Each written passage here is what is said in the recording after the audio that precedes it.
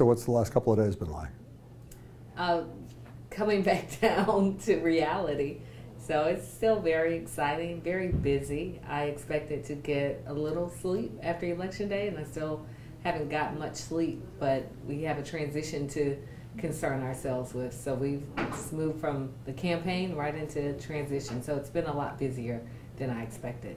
You haven't been able to catch up on personal stuff the last couple of days? No, not at all.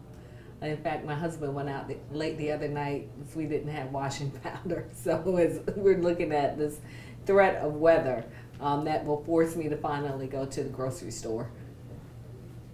How inundated have you been with well-wishers? Overwhelming. I have 849 text messages that I haven't read, and I don't know how many voicemails I had. Lots of missed calls. From around the country or mostly in town? No, from around the country. Senator Cory Booker sent me a very nice message. The president of Florida A&M University, where I graduated from, sent flowers, and Lieutenant Governor-elect in Virginia sent some well wishes. So it's been very nice. And then that's in addition to all of the wonderful people in Atlanta who have been very gracious in offering their congratulations. Do you know what having to do this transition will be like yet? No, I don't. But I suspect that I'll figure it out very soon. And we only have a short period of time. Swearing in is January 2nd.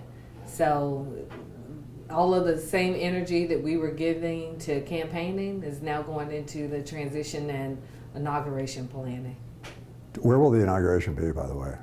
That's a very good question that I don't know the answer to yet, but I suspect I'll find out today, because it's usually at the Civic Center. Right. And as I was driving in this morning, it occurred to me that it won't be at the Civic Center, so I'll ask that question today. Seems like that's something you'd want to know, doesn't it?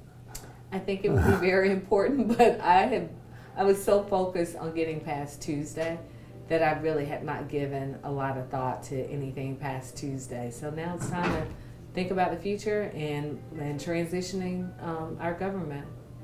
Have you, Mary is Mary Norwood is challenging the vote and demanding a recount. What's your thoughts on that?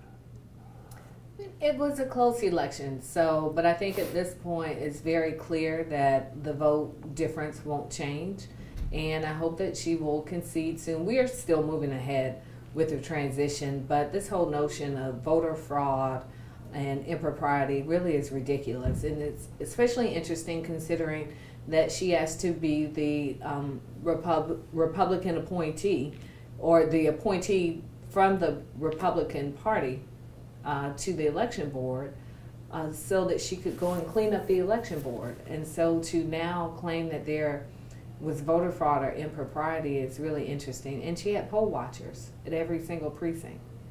So I'm not sure she is the only one saying that there were issues with the election, but I thought that's why she went over to the election board to clean it up. So. Are you disappointed you haven't heard from her and that she hasn't conceded? No. I mean, if the vote tally was as close as it is, and if it were the other way around, I would want to make sure that everything was in order, but I think that's been affirmed and reaffirmed, and so I think it's just time for us to move on. How much of your transition will be personnel decisions?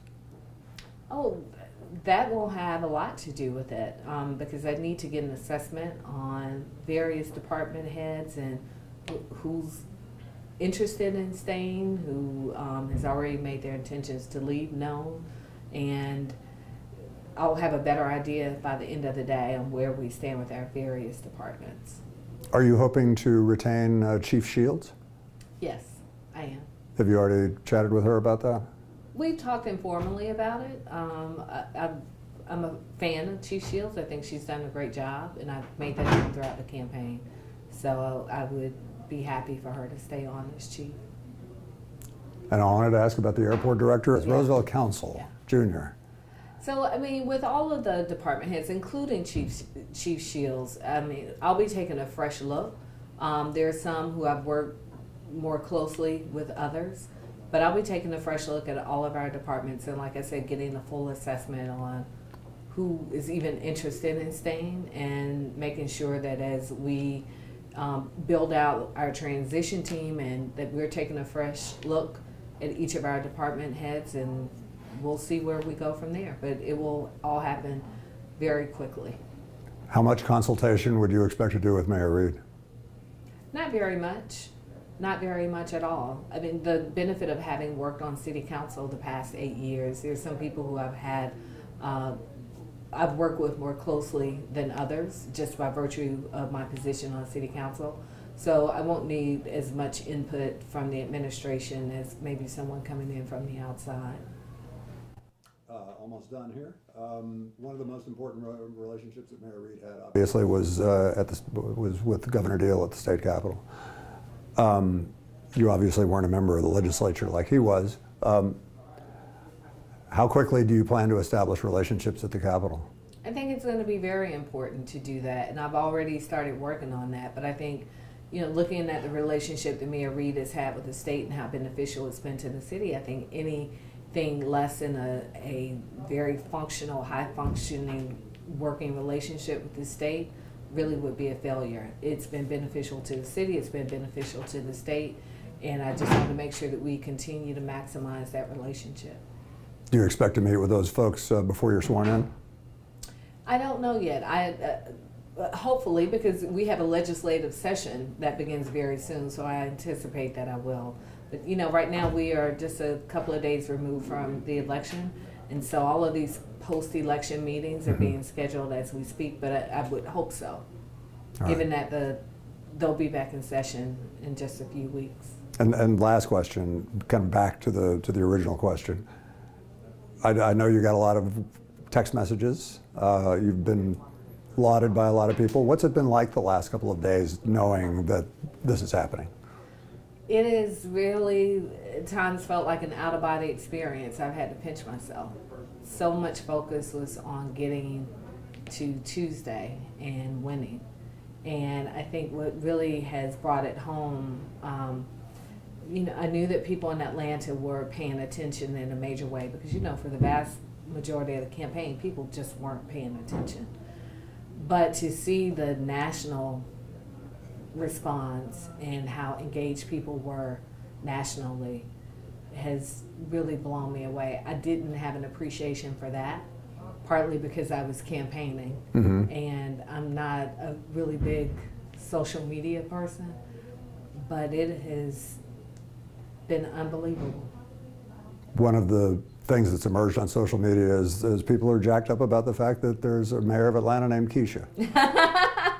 I love it. Isn't that appropriate? So that's kind of cool. I think it's really cool. I went to high school with several Keishas. I think I've made us all proud. That's a hip hop song. Yeah. Hello, my name is Keisha. I'm from Atlanta. It's nice to meet you. You know what song I'm talking about? I saw it on social media recently. It's a newish song? No, yeah, it's about 15, 20 years old, yeah. But it's back now.